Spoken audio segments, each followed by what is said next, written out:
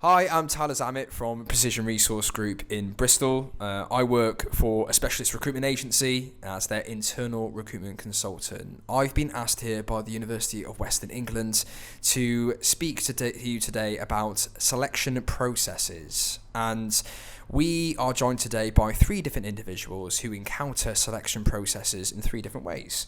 I'm going to be talking to Becky Lewis, the Internal Recruitment Consultant Manager here at Precision Resource Group, and she'll be talking about the internal experiences that the company faces from a day-to-day perspective. Then I'll be joined by Lola Balogun, who is our Senior Internal Recruitment Consultant, specialist in the public sector, working for our specialist division, Panoramic Associates. And finally, I'm going to be joined by Alexa Burton, who is one of our recent hires here at Precision Resource Group and is a UWE graduate, graduating last year in fact. And she's going to be talking about her own personal experiences with the selection processes here at Precision Resource Group. So, first of all, I'm joined by Becky Lewis. Becky, why don't you start us off by telling us a little bit about your role? I am the Internal Recruitment Manager here at Precision Resource Group in the centre of Bristol, and I've been here for just over 4 years, looking for all the talent which we bring into the business.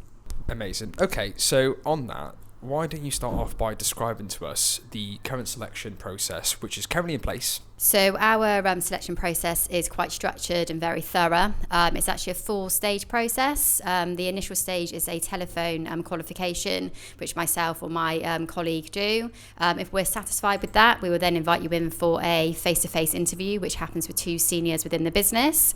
We'll then get you to work sample, which is kind of just like a trial day to experience a job in hand, make sure you know what you're kind of getting yourself into, whether you're going to enjoy it, and just so that we can kind of experience people within our environment. And then at the end, you will then have a face-to-face interview with one of the directors of the business. So by the end of the day, you actually know whether you've been offered a job or not. Okay, so how does it differ to your competitors then, Becky?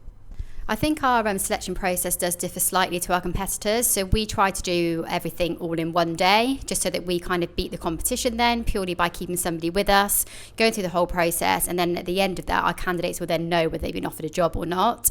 I think this has kind of been done purely on the basis of time. We're quite an efficient business. We make sure that once we get somebody in, we want to give them the whole process within the day. And we want to be able to make sure that we can, shake their hand at the end of the day and offer them that job and secure that candidate quite quickly, because the market is very, very competitive out there. So how do you prioritise the desirable traits or qualities in what you're looking for in a potential applicant? Desirable traits that we tend to look for in all of our applicants are somebody that's got a resilient nature, somebody that's quite competitive, money motivated, a team player, and somebody that's going to be a good cultural fit within our business, and somebody that's really, has a desire to get into a sales role. Have you ever been in a situation where you've had to adapt the process to like a particular individual applicant applying to the opportunity? We do sometimes adapt the process to an individual applying to the role, and that can be done purely on the basis if somebody has experience. We will therefore probably skip the work trial, purely because they've worked in the environment, they know what the job is, and they know exactly what recruitment is, and therefore we don't have to carry out that part of the process. And on the very odd occasion that if somebody comes in and they kind of tick all the boxes and there's lots of competition for that particular candidate, it might be that we might speed up the process by maybe leaving out the work trial, or if the director isn't available, to try and get another senior to potentially offer that person the job.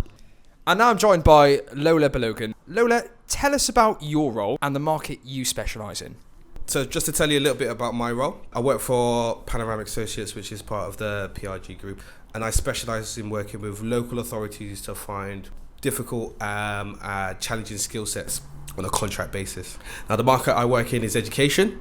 When I say education, most people think maybe teachers, TAs, head teachers, that type of thing.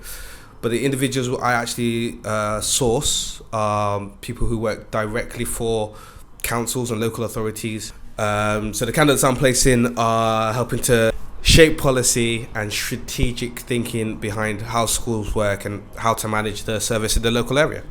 Do you have the opportunity to advise clients on their selection or interview process at all?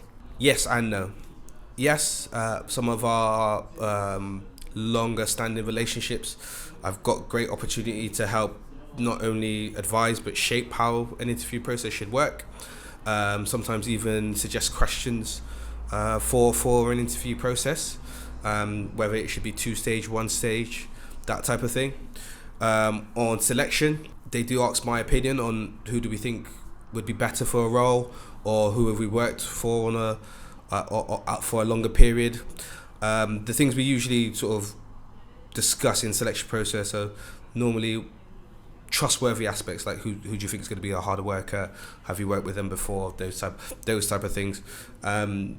Not so much on skill set, only because I'm not doing the role and I'm not doing it on a day-to-day basis, and even though I know what it takes to find a great SEN officer or coordinator, there'll be things in that role that I don't know about, which would make me hard for me to sort of advise on. But the other skills around, they're going to get there on time, they're going to be trustworthy, they're going to work hard, all those type of attributes, 100% we get to sort of advise on selection of those things there. Okay, what does a good selection process look like to you then, Lola? A good selection process for me would mostly be based on the fact that I do contract recruitment rather than perm. So a good selection process is going to be quick. It doesn't need to be that day. It doesn't even need to be sort of necessarily that week. But what we don't want to do is select candidates that are going to delay or make that selection process longer, because at the end of the day, you're looking for a temporary solution to a problem. So we want something that maybe you can interview over the phone. We can make a quick decision and we can get a quick turnaround. So if we have an opportunity to work with a local authority, let's say we get the role on a Monday, ideally we want that role filled by the Friday, because if it goes any longer, it's not really a temporary solution at that point. You're probably looking for something a little bit more long-term to fill a bigger gap in the team. So we want to turn that around as quickly as possible. But it also allows moving quickly means we get the best people in the market a lot quicker.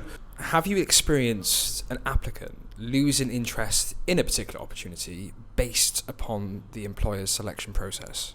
Absolutely. Sometimes the selection process is too heavy. I.e. you go in and speak to the manager, then you go and speak to the HR, then you go and speak to the director. Again, for a contract position or a short-term position, that's very lengthy, very heavy. Sometimes people are turned off just by the questions that were asked in an interview or selection process. And finally, I'm joined by Alexa, one of our recent hires. How did you find the interview process here at Precision Resource Group? Well, the interview process is lengthy, to say the least, but it's actually a very enjoyable process. And I really quite respected, actually, how long it is, because I think it's done in a way that kind of filters through people who have the actual tenacity and drive to work in recruitment. It is a long day, as I said, an enjoyable day, but it is long. There are lots of stages to it, but I think by the end you have a sense of achievement, and I think the actual managers who are going to be employing you can really feel confident that they're hiring somebody who has the tenacity to work in this kind of environment. How does it differ from the interview processes that you've experienced from other places? I mean, it really is absolutely nothing like any other interview process that I've been through before. I think any other interview process is a lot more kind of expected in terms of the length of time and the type of questions that they ask. It tends to be very much as competency-based questions. What I liked about the interview process here is it's kind of split up into different stages, and you have the competency-based questions, but they also spend a lot of time kind of grilling down on your personal goals and also your drive and your ambition and what you want to achieve in life on a professional and a personal basis. So it definitely does kind of make you feel like they can enhance you in all aspects. And also there's a massive practical side of it as well, which is great, because just as much as they want to test how good of a fit you would be for the role, it's just as important for you to realise that this is a sort of place that you can thrive in as well. So having that hands-on approach is really helpful in that aspect. And finally, when you were going through your own career search, did the selection process affect your desire to join an employer, an organisation in any way at all? And if so, how? Yeah, I would definitely say so. I think it's important to kind of identify quite early on whether or not the employers seem as though they're going to really invest their time into you. So for me, I've been in interviews before where it's very obvious the questions are all very standard. It's not very tailored or kind of bespoke to you as a person. And I very quickly identified, I think, in my interview here, that along the process, they really kind of get to know you because it is over an entire day. By the end of it, you really feel as though you know the managers you've been speaking to and also they know you. And as they get an understanding of what kind of thing you want to get out of your job, they can really tailor the process to that and also show you what you can be getting out of the role. So I just want to thank Becky Lewis, Lola Balogun and Alexa Burton for joining me today in discussing their own personal experiences with selection processes. And I also want to thank the University of Western England for asking us to participate in this today. I do hope this has been helpful and insightful. Thank you.